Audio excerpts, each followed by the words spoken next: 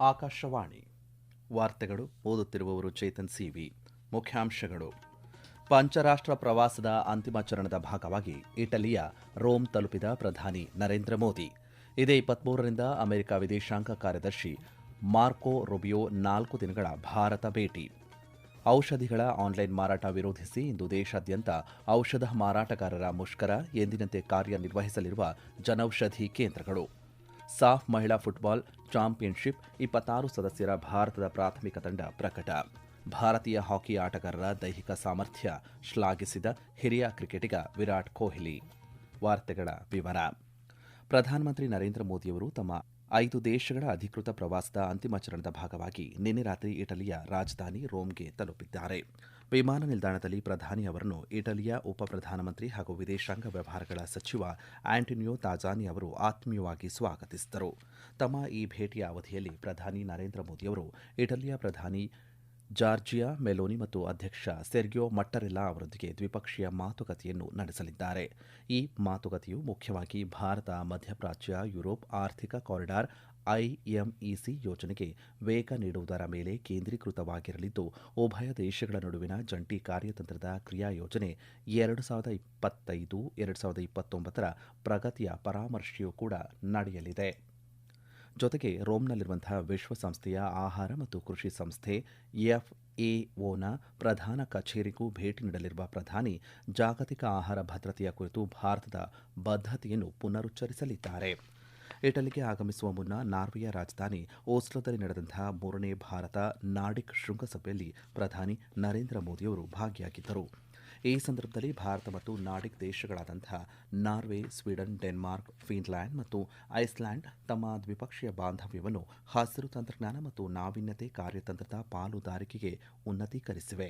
ಜಂಟಿ ಪತ್ರಿಕಾಗೋಷ್ಠಿಯಲ್ಲಿ ಮಾತನಾಡಿದ ಪ್ರಧಾನಿ ನರೇಂದ್ರ ಮೋದಿಯವರು, ಕಳೆದ 1 ದಶಕದಲ್ಲಿ ಭಾರತದಲ್ಲಿ ನಾರ್ಡಿಕ್ ದೇಶಗಳ ಹೂಡಿಕೆಯು 200% ಹೆಚ್ಚಿದೆ ಎಂದು ಮಾಹಿತಿ ನೀಡಿದ್ದಾರೆ.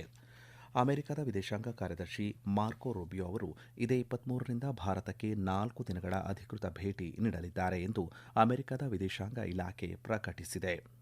ಮಾರ್ಕೊ ರೂಬಿಯೋ ಅವರು ವಿದೇಶಾಂಗ ಕಾರ್ಯದರ್ಶಿಯಾಗಿ ಅಧಿಕಾರ ವಹಿಸಿಕೊಂಡ ನಂತರ ಭಾರತಕ್ಕೆ ನೀಡುತ್ತಿರುವಂತಹ ಮೊದಲ ಭೇಟಿ ಇದಾಗಿದೆ. ತಮ್ಮ ಈ ಪ್ರವಾಸದ ಅವಧಿಯಲ್ಲಿ ಅವರು ಕೋಲ್ಕತ್ತಾ, ಆಗ್ರಾ, ಜೈಪುರ ಮತ್ತು ನವದೆಹಲಿಗೆ ಭೇಟಿ ನೀಡಲಿದ್ದಾರೆ. ಭಾರತದ ಹಿರಿಯ ಅಧಿಕಾರಿಗಳೊಂದಿಗೆ ನಡೆಯಲಿರುವಂತಹ ಸಭೆಗಳಲ್ಲಿ ಕಾರ್ಯದರ್ಶಿ ರೂಬಿಯೋ ಅವರು ಇಂಧನ, ಭದ್ರತೆ, ವ್ಯಾಪಾರ ಮತ್ತು ರಕ್ಷಣಾ ಸಹಕಾರದ ಕುರಿತು ಪ್ರಮುಖ ಚರ್ಚೆಗಳನ್ನು ನಡೆಸಲಿದ್ದಾರೆ ಎಂದು ಅಮೆರಿಕ ವಿದೇಶಾಂಗ ಇಲಾಖೆಯ ವಕ್ತಾರ ಟಾಮಿ ಪಿಗೋಟ್ ತಿಳಿಸಿದ್ದಾರೆ. ಮಾರ್ಕೊ ರೂಬಿಯೋ ಅವರ ಈ ಪ್ರವಾಸದ ಪ್ರಮುಖ ಭಾಗವಾಗಿ ನವದೆಹಲಿಯಲ್ಲಿ ಇದೇ 26ರಂದು ನಡೆಯಲಿರುವಂತಹ ಕ್ವಾಡ್ ಒಕ್ಕೂಟದ ವಿದೇಶಾಂಗ ಸಚಿವರ ಸಭೆಯಲ್ಲಿ ಅವರು ಪಾಲ್ಗೊಳ್ಳಲಿದ್ದಾರೆ ಎಂದು ನವದೆಹಲಿಯಲ್ಲಿರುವಂತಹ ಅಮೆರಿಕ ರಾಯಭಾರ ಕಚೇರಿ ಖಚಿತಪಡಿಸಿದೆ. ಭಾರತದ ವಿದೇಶಾಂಗ ವ್ಯವಹಾರಗಳ ಸಚಿವ ಡಾ ಎಸ್ ಜೈಶಂಕರ್ ಅವರ ಅಧ್ಯಕ್ಷತೆಯಲ್ಲಿ ನಡೆಯಲಿರುವ ಈ ಉನ್ನತ ಮಟ್ಟದ ಸಭೆಯಲ್ಲಿ ಆಸ್ಟ್ರೇಲಿಯಾದ ವಿದೇಶಾಂಗ ಸಚಿವ ಪೆನಿ ವಾಂಗ್ ಮತ್ತು ಜಪಾನ್ ವಿದೇಶಾಂಗ ಸಚಿವ ಮೊಟೇಗಿ ತೋಶಿಮಿತ್ಸು ಭಾಗಿಯಾಗಲಿದ್ದಾರೆ. ಈ ಫಾರ್ಮಸಿಗಳ ಮೂಲಕ ನಿಯಮ ಬಾಹಿರವಾಗಿ ಔಷಧಿ ಮಾರಾಟ ಮಾಡುವುದನ್ನು ವಿರೋಧಿಸಿ ಅಖಿಲ ಭಾರತ ಕೆಮಿಸ್ಟ್ ಮತ್ತು ಡ್ರಗ್ಗಿಸ್ಟ್ ಸಂಘಟನೆ ಇಂದು ದೇಶಾದ್ಯಂತ ಮುಷ್ಕರಕ್ಕೆ ಕರೆ ನೀಡಿದೆ. ಇದರಿಂದಾಗಿ ದೇಶದ ಸುಮಾರು 12.4 ಲಕ್ಷ ಖಾಸಗಿ ಔಷಧಿ ಅಂಗಡಿಗಳು ಮುಚ್ಚುವ ಸಾಧ್ಯತೆ ಇದ್ದು, ಔಷಧ ಪೂರೈಕೆಯಲ್ಲಿ ವ್ಯತ್ಯಯ ಉಂಟಾಗಬಹುದು. ಆನ್ಲೈನ್ ಫಾರ್ಮಸಿಗಳು ವೈದ್ಯರ ಚೀಟಿಗಳನ್ನು ಸರಿಯಾಗಿ ಪರಿಶೀಲನೆ ಮಾಡುತ್ತಿಲ್ಲ ಮತ್ತು ಮಾದಕ ದ್ರವ್ಯಗಳು ಹಾಗೂ ಶೆಡ್ಯೂಲ್ಡ್ ಹೆಚ್ ಔಷಧಿಗಳನ್ನು ಸುಲಭವಾಗಿ ವಿತರಿಸುತ್ತಿವೆ ಎಂದು ಸಂಘಟನೆಗಳು ಆರೋಪ ಮಾಡಿವೆ. ಅಲ್ಲದೆ ಕೊರಿಯರ್ ಮೂಲಕ ತಲುಪಿಸುವಾಗ ಇವುಗಳ ಸಂಗ್ರಹಣಾ ತಾಪಮಾನದ ನಿಯಮ ಉಲ್ಲಂಘನೆಯಾಗುತ್ತಿದ್ದು, ಇದು ರೋಗಿಗಳ ಆರೋಗ್ಯಕ್ಕೆ ಹಾನಿಕಾರಕ ಎಂದು ಪ್ರತಿಭಟನಾಕಾರರು ದೂರಿದ್ದಾರೆ. ಆದರೆ ರೋಗಿಗಳಿಗೆ ತೊಂದರೆಯಾಗದಂತೆ ತಡೆಯಲು ದೇಶದ ಎಲ್ಲ ಪ್ರಧಾನಮಂತ್ರಿ ಭಾರತೀಯ ಜನೌಷಧಿ ಕೇಂದ್ರಗಳು ಎಂದಿನಂತೆ ಕಾರ್ಯನಿರ್ವಹಿಸಲಿವೆ ಎಂದು ಅಧಿಕಾರಿಗಳು ಖಚಿತಪಡಿಸಿದ್ದಾರೆ. ಸಾರ್ವತ್ರಿಕ ಆರೋಗ್ಯ ರಕ್ಷಣೆ ಮತ್ತು ಡಿಜಿಟಲ್ ಆರೋಗ್ಯ ಆವಿಷ್ಕಾರಕ್ಕೆ ಭಾರತ ಹೊಂದಿರುವಂತಹ ಬದ್ಧತೆಯನ್ನು ಕೇಂದ್ರ ಆರೋಗ್ಯ ಸಚಿವ ಜೆಪಿ ನಡ್ಡಾ ಪುನರುಚ್ಚರಿಸಿದ್ದಾರೆ. ಜಿನಿವಾದಲ್ಲಿ ನಡೆಯುತ್ತಿರುವಂತಹ 79ನೇ ವಿಶ್ವ ಆರೋಗ್ಯ ಸಭೆಯಲ್ಲಿ ಪಾಲ್ಗೊಂಡು ಮಾತನಾಡಿದ ಸಚಿವರು, ದೇಶಾದ್ಯಂತ 1.85 ಲಕ್ಷಕ್ಕೂ ಹೆಚ್ಚು ಆಯುಷ್ಮಾನ್ ಆರೋಗ್ಯ ಮಂದಿರಗಳನ್ನು ಸ್ಥಾಪಿಸಿ ತಳಮಟ್ಟದಲ್ಲಿ ಉಚಿತ ಪ್ರಾಥಮಿಕ ಆರೋಗ್ಯ ಸೇವೆ ಒದಗಿಸಲಾಗುತ್ತಿದೆ ಮತ್ತು ಆಯುಷ್ಮಾನ್ ಭಾರತ್ ಡಿಜಿಟಲ್ ಮಿಷನ್ ಅಡಿಯಲ್ಲಿ 88 ಕೋಟಿಗೂ ಹೆಚ್ಚು ವಿಶಿಷ್ಟ ಡಿಜಿಟಲ್ ಆರೋಗ್ಯ ಗುರುತುಗಳನ್ನು ಸೃಜಿಸಲಾಗಿದೆ ಎಂದು ಸಚಿವರು ಜಾಗತಿಕ ಸಮುದಾಯಕ್ಕೆ ಮಾಹಿತಿ ನೀಡಿದ್ದಾರೆ. ಇದೇ ಸಂದರ್ಭದಲ್ಲಿ ಭೂತಾನ್ ಮತ್ತು ನೇಪಾಳ ದೇಶಗಳ ಆರೋಗ್ಯ ಸಚಿವರ ಜೊತೆಗೆ ದ್ವಿಪಕ್ಷೀಯ ಮಾತುಕತೆ ನಡೆಸಿ ಜೆಪಿ ನಡ್ಡಾ ಅವರು ಭಾರತದ ನೆರೆಹೊರೆ ಮೊದಲು ಎಂಬ ನೀತಿಯನ್ನು ಪುನರುಚ್ಚರಿಸಿದ್ದಾರೆ. ಭೂತಾನ್ನಲ್ಲಿ ಜನೌಷಧಿ ಕೇಂದ್ರಗಳನ್ನು ಸ್ಥಾಪಿಸುವ ಸಾಧ್ಯತೆ ಮತ್ತು ಟೆಲಿಮೆಡಿಸಿನ್ ಸೇರಿದಂತೆ ಡಿಜಿಟಲ್ ಆರೋಗ್ಯದ ಅತ್ಯುತ್ತಮ ತಂತ್ರಜ್ಞಾನಗಳನ್ನು ಹಂಚಿಕೊಳ್ಳುವ ಕುರಿತು ಅವರು ಸಮಾಲೋಚನೆ ನಡೆಸಿದ್ದಾರೆ. ಇಂಡಿಯಾ ಸಂಸ್ಥೆಯ ಬೋಯಿಂಗ್ 787-8 ವಿಮಾನದ ಇಂಧನ ನಿಯಂತ್ರಣ ಸ್ವಿಚ್ಗಳ ತಪಾಸಣೆ ನಡೆಸುವಂತೆ ನಾಗರಿಕ ವಿಮಾನಯಾನ ಮಹಾನಿರ್ದೇಶನಾಲಯ ಡಿಜಿಸಿಎ ಆದೇಶ ನೀಡಿದೆ. ಈ ತಪಾಸಣೆಯನ್ನು ಡಿಜಿಸಿಎ ಅಧಿಕಾರಿಗಳ ಸಮ್ಮುಖದಲ್ಲೇ ವಿಮಾನದ ಮೂಲ ಉಪಕರಣ ತಯಾರಕರ ಸಂಸ್ಥೆ ಒಇಎಂನಲ್ಲಿ ನಡೆಸಬೇಕು ಎಂದು ಸೂಚನೆ ನೀಡಲಾಗಿದೆ. ಡಿಜಿಸಿಎ ನೀಡಿರುವಂತಹ ಮಾಹಿತಿಯ ಪ್ರಕಾರ ಏರ್ ಇಂಡಿಯಾದ ವಿಟಿ ಎಎನ್ಎಕ್ಸ್ ನೋಂದಣಿ ಸಂಖ್ಯೆಯ ಬೋಯಿಂಗ್ 787-8 ವಿಮಾನವು ಲಂಡನ್ನ ಹೀಥ್ರೂ ವಿಮಾನ ನಿಲ್ದಾಣದಿಂದ ಬೆಂಗಳೂರಿಗೆ ಎಐಸಿ 132 ವಿಮಾನಯಾನ ಕೈಗೊಂಡಂತಹ ಸಂದರ್ಭದಲ್ಲಿ ನಂತರ ಇದೇ ಫೆಬ್ರವರಿ 2ರಂದು ತಾಂತ್ರಿಕ ಕಾರಣಗಳಿಗಾಗಿ ಕಾರ್ಯಾಚರಣೆ ಸ್ಥಗಿತಗೊಳಿಸಿತ್ತು.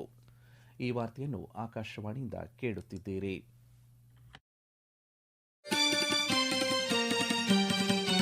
ನಮ್ಮ ಎಲ್ಲಾ ರಾಷ್ಟ್ರೀಯ ವಾರ್ತೆಗಳು ಹಾಗೂ ಪ್ರದೇಶ ಸಮಾಚಾರ ಈಗ ಆಕಾಶವಾಣಿ ನ್ಯೂಸ್ ಕನ್ನಡ ಯೂಟ್ಯೂಬ್ ಚಾನೆಲ್ನಲ್ಲಿ ಲಭ್ಯ. ನಮ್ಮ ಎಕ್ಸ್ ಖಾತೆ ಮತ್ತು ಇನ್ಸ್ಟಾಗ್ರಾಂ ಖಾತೆ ಆಕಾಶವಾಣಿ ನ್ಯೂಸ್ ಕನ್ನಡ. ಹೆಚ್ಚಿನ ಮಾಹಿತಿಗಾಗಿ ನಮ್ಮ ಫೇಸ್ಬುಕ್ ಖಾತೆ ಎಐಆರ್ ಕನ್ನಡ ನ್ಯೂಸ್ ಅನುಸರಿಸಿ. ಮಾಹಿತಿಯ ಹೂರಣ ವಾರದ ಕಾರ್ಯಕ್ರಮ ಪ್ರಚಲಿತ ವಿದ್ಯಮಾನ ಪ್ರತಿ ಬುಧವಾರ 9:15ಕ್ಕೆ. ಮಹಿಳೆಯರ ಸಾಮಾಜಿಕ ಆರ್ಥಿಕ ಉನ್ನತಿಗಾಗಿ 3,000 ರೂಪಾಯಿಗಳ ಖಚಿತವಾದ ಮಾಸಿಕ ಆರ್ಥಿಕ ಸಹಾಯವನ್ನು ಒದಗಿಸಲು ಪಶ್ಚಿಮ ಬಂಗಾಳ ಸರ್ಕಾರ ಅನ್ನಪೂರ್ಣ ಯೋಜನೆಯನ್ನು ಪ್ರಾರಂಭಿಸಲಿದೆ. ಮಹಿಳಾ ಮತ್ತು ಮಕ್ಕಳ ಅಭಿವೃದ್ಧಿ ಹಾಗೂ ಸಮಾಜ ಕಲ್ಯಾಣ ಇಲಾಖೆ ಪರಿಚಯಿಸಿದ ಈ ಯೋಜನೆ ಮುಂದಿನ ತಿಂಗಳ 1ರಿಂದ ಜಾರಿಗೆ ಬರಲಿದೆ. ಈ ಯೋಜನೆಯ ಅಡಿಯಲ್ಲಿ ಹಣಕಾಸಿನ ಸಹಾಯವನ್ನು ನೇರ ಪ್ರಯೋಜನ ವರ್ಗಾವಣೆ ಅಥವಾ ಡಿಬಿಟಿ ಮೂಲಕ ಅರ್ಹ ಫಲಾನುಭವಿಗಳ ಆಧಾರ್ ಜೋಡಣೆಯಾಗಿರುವಂತಹ ಬ್ಯಾಂಕ್ ಖಾತೆಗಳಿಗೆ ನೇರವಾಗಿ ವರ್ಗಾವಣೆ ಮಾಡಲಾಗುತ್ತದೆ.